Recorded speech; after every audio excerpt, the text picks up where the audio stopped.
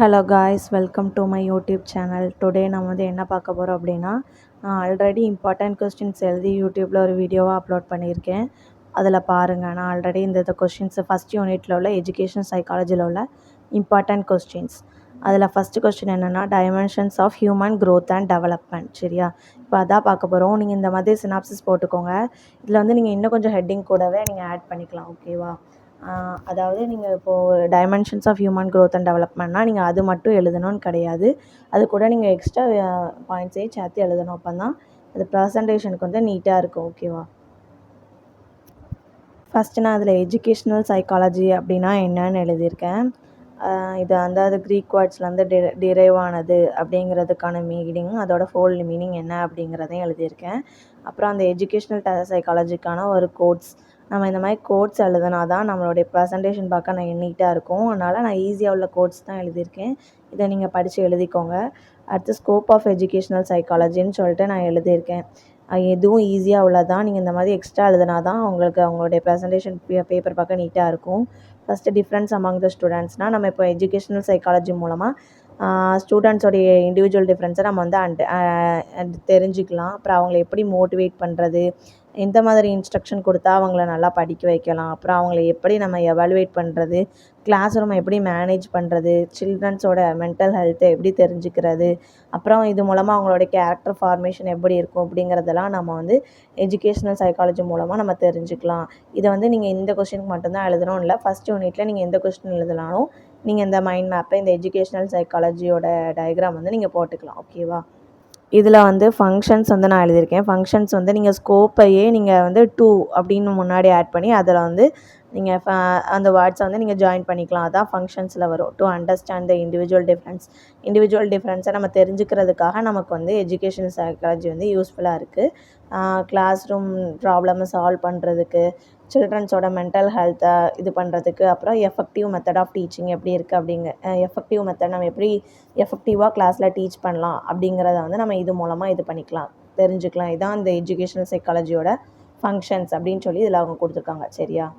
இப்போ நம்ம கான்செப்ட்குள்ளே வருவோம். இப்போ dimension of human growth and டெவலப்மெண்ட்டில் 6 ஸ்டேஜஸ் இருக்குது. Physical development, social development, cognitive development, moral development, emotional development, language development இப்படின்னு சொல்லி 6 இருக்குது. இதோட ஃபுல் டீட்டெயில்ஸ் பார்ப்போம்.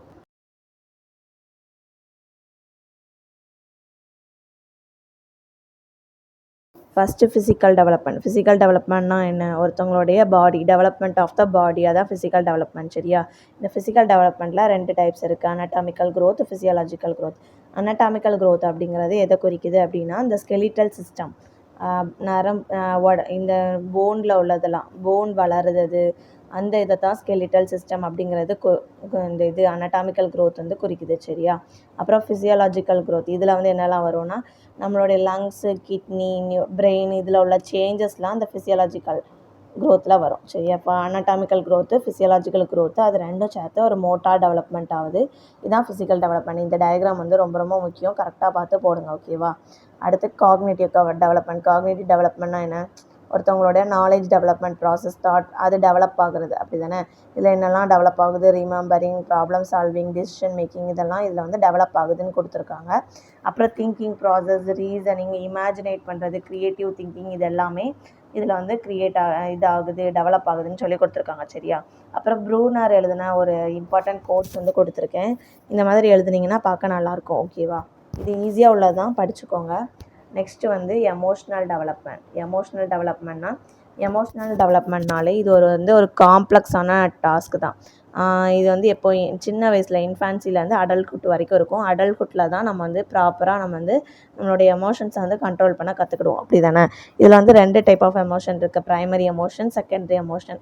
ப்ரைமரி எமோஷனில் ஜாய், ஆங்கர், ஃபியர் இதெல்லாம் வரும்.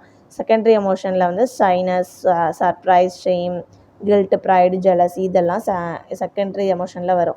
இதில் ப்ரைமரி எமோஷன் என்ன, செகண்டரி எமோஷன் என்னன்னு கூட உங்கள் கொஸ்டின் கேட்கலாம். ஓகேவா? இதை பார்த்துக்கோங்க. அப்புறம் சோஷியல் டெவலப்மெண்ட். சோஷியல் டெவலப்மெண்ட்னா ஃபஸ்ட்டு ஒரு சைல்டு இருக்குது அப்படின்னா, சின்ன வயசில் ஒரு அனிமல் மாதிரியான பிஹேவியர், எதுக்கு எடுத்தாலும் அடம் பிடிக்கிறது, அந்த மாதிரி கேரக்டராக தான் இருக்கும். ஆனால் அது படிப்படியாக ஒவ்வொரு ஸ்டேஜ் வளர வளர வளர நம்ம சொசைட்டியில் எப்படி பிஹேவ் பண்ணணும் அப்படிங்கிறத அது கற்றுக்கும். அப்படி தானே? அதனால் ஒரு தனி மனிதன் வந்து சொசைட்டியில் வந்து தனியாகவே வாழ முடியாது. அவன் வந்து சொசைட்டியில் ஒரு மெம்பராக இருக்கணும் அப்படின்னா அவனுக்கு வந்து சோஷியல் டெவலப்மெண்ட் வந்து ரொம்ப முக்கியம் அப்படின்னு சொல்லியிருக்காங்க. அடுத்து மாரல் டெவலப்மெண்ட் அப்படின்னா என்னென்னா, இதில் வந்து ஒரு தனிப்பட்ட நபரோட எத்திக்கல் அண்ட் மாரல் கோட்ஸை வந்து, அதாவது எப்படி பிஹேவ் பண்ணணும், மேனர், அதெல்லாம் இதில் வந்து அவங்க டெவலப் பண்ணிப்பாங்க. ஓகேவா? இன்னொன்று இதில் முக்கியமான என்ன பாயிண்ட்னா, சோசியல் அண்ட் மாரல் டெவலப்மெண்ட், அது எல்லாமே அது ரெண்டும் ஒன்றுக்குள்ளே ஒன்று அப்படிங்கிற மாதிரி கொடுத்துருக்காங்க. சரியா? அப்புறம் லாங்குவேஜ் டெவலப்மெண்ட்னா நமக்கு தெரியும், லாங்குவேஜ் வந்து கம்யூனிகேஷனுக்கு எவ்வளோ முக்கியமான உள்ளது அப்படின்னு சொல்லி. அதாவது இப்போ லாங்குவேஜ் டெவலப்மெண்ட் அப்படின்னா என்னென்னா, ஒரு சைல்டு இருக்குன்னா அதை வந்து அண்டர்ஸ்டாண்ட் பண்ணிக்க தெரியணும். நம்ம என்ன பேசுகிறோம்னு சொல்லி அண்டர்ஸ்டாண்ட் பண்ணிக்க தெரிஞ்சு அதை திருப்பி கம்யூனிகேட் பண்ண தெரியணும். அதான் லாங்குவேஜ் டெவலப்மெண்ட். சரியா? இப்போது நம்ம வீட்டில் நம்ம வீடும் ஸ்கூலும் தான் இதில் வந்து ரொம்ப முக்கியமான இடம் இருக்குது அப்படின்னு சொல்லியிருக்காங்க. ஸ்கூலில் வந்து செகண்ட் லாங்குவேஜ் கற்றுக்கிடுவோம், ஹோமில் வந்து நம்ம ஃபஸ்ட் லாங்குவேஜ் கற்றுக்கிடுவோம். அப்படி தானே? அதனால் பேரண்ட்ஸும் டீச்சர்ஸும் நமக்கு வந்து லாங்குவேஜ் டெவலப்மெண்ட்டுக்கு ரொம்ப முக்கியமாக உள்ளவங்க அப்படின்னு சொல்லி கொடுத்துருக்காங்க. இதுதான் dimensions of human development. Next question என்னென்னா, different phases of human development. அது hello guys, welcome to my YouTube channel. Today நம்ம என்ன பார்க்க போகிறோம் அப்படின்னா, different phases of human growth and development நம்ம அதான் பார்க்க போகிறோம். இது வந்து எஜுகேஷன் சைக்காலஜியில் ஃபஸ்ட் யூனிட்டில் ஒரு இம்பார்ட்டன்ட் கொஸ்டின். சரியா? ஃபஸ்ட்டு செமஸ்டரில் உள்ளது. இப்போ different phases of human growth and டெவலப்மெண்ட்டில் என்னெல்லாம் இருக்குது? Infancy, childhood, pre adolescence, adulthood, middle age, old age, இதெல்லாம் இருக்குது. அப்படி தானே? இதில் வந்து எப்படி கொடுத்துருப்பாங்க, டிஃப்ரெண்ட் பேஸஸில் என்ன கொடுத்துருப்பாங்க அப்படின்னா, அதாவது ஒவ்வொரு ஸ்டேஜ்லேயும் எப்படி டெவலப் ஆகுது, எந்த ஃபிசிக்கல் டெவலப்மெண்ட்டாக இருக்கட்டும், காக்னிட்டிவ் டெவலப்மெண்ட்டாக இருக்கட்டும், எமோஷனல் டெவலப்மெண்ட்டாக இருக்கட்டும், சோசியல், மாரல், லாங்குவேஜ், இதெல்லாம் இந்த மாதிரி முன்னாடி கொடுத்துருக்க ஒவ்வொரு ஸ்டேஜ்லேயும் எப்படி டெவலப்மெண்ட் ஆகுது அப்படிங்கிறது தான் இந்த இதில் கொடுத்துருப்பாங்க. ஓகேவா? இதில் வந்து நம்ம முக்கியமாக எதை பற்றி எழுதணும் அப்படின்னா, அடலசன்ட் ஸ்டேஜ். ஓகேவா? அடலசன்ட் ஸ்டேஜ் அப்படிங்கிறது எல்லார் லைஃப்லேயும் ஒரு முக்கியமான ஸ்டேஜாக தான் இது. இதில் கொடுத்துருக்க மற்ற ஸ்டேஜை விட அடலசன்ட் ஸ்டேஜ் வந்து ஒரு யூனிக்கான ஸ்டேஜ் அப்படின்னு சொல்லியிருக்காங்க. இதில் தான் ஒரு இது வந்து ஒரு ரொம்ப இம்பார்ட்டன்ட் டைம் ஒரு மனுஷனுக்கு. ஏன்னா இதில் தான் நம்ம வாழ்க்கைக்கான ஃபவுண்டேஷனை வந்து நம்ம வந்து இதில் லே பண்ணுவோம். Laying the foundation of good health அப்படின்னு சொல்லியிருக்காங்க. சரியா? அப்புறம் அடலசன்ஸ்க்கு வந்து இந்த 2 கோட்ஸையும் எழுதிக்கோங்க, கண்டிப்பாக எழுதிக்கோங்க. Adolescence is a period of storm and stress. இது வந்து ஜி ஸ்டான்லி ஹால் சொன்னாங்க. இது கண்டிப்பாக கேட்கறதுக்கு சான்ஸ் இருக்குது. ஒன் வேர்டில் கூட கேட்க சான்ஸ் இருக்குது. ஓகேவா?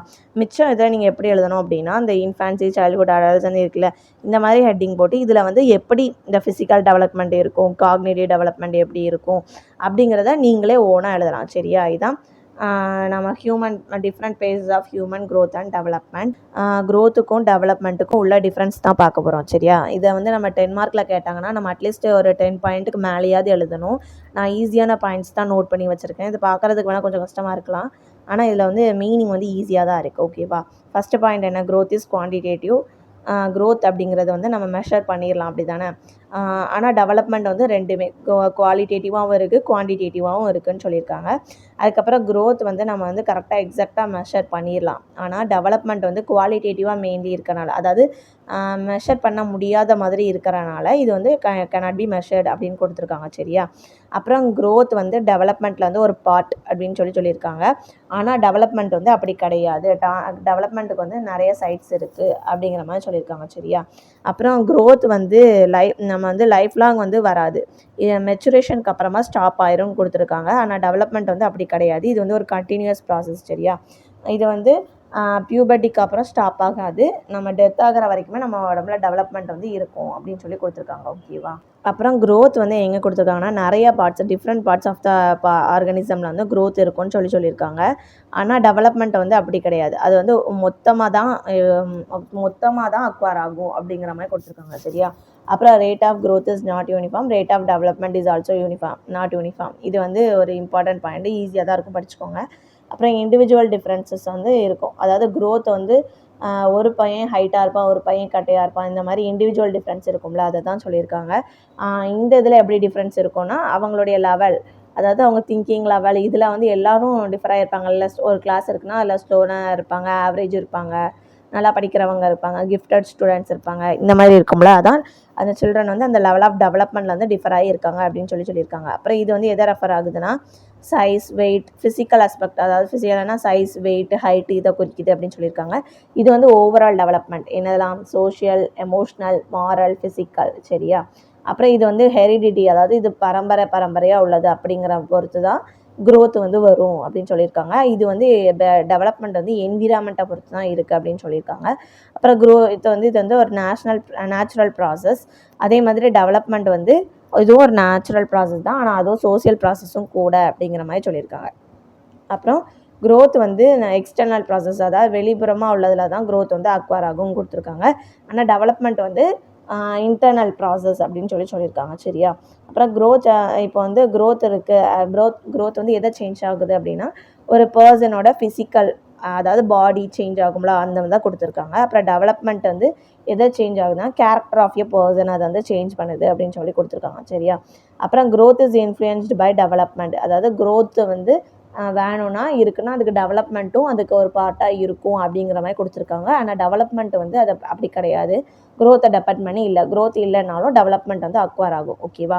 நான் இது வந்து 3rd கொஸ்டின். ஃபஸ்ட் யூனிட்டில் நான் ஏற்கனவே 2 கொஸ்டின் போட்டிருக்கேன், அதையும் பாருங்கள். இந்த 3 கொஸ்டின் ஃபஸ்ட் யூனிட்டுக்கு படித்தாலே போதும். ஓகேவா? நெக்ஸ்ட் வீடியோவில் நம்ம 2nd யூனிட்லேருந்து பார்க்கலாம். ஓகேவா? அட்டென்ஷன், பெர்செப்ஷன், மெமரி, அந்த வீடியோவில் வந்து பார்க்கலாம். நீங்கள் இந்த ஃபஸ்ட் யூனிட்டுக்கு இந்த 3 கொஸ்டின் படித்தாலே போதுமானது. ஓகேவா? தேங்க்யூ.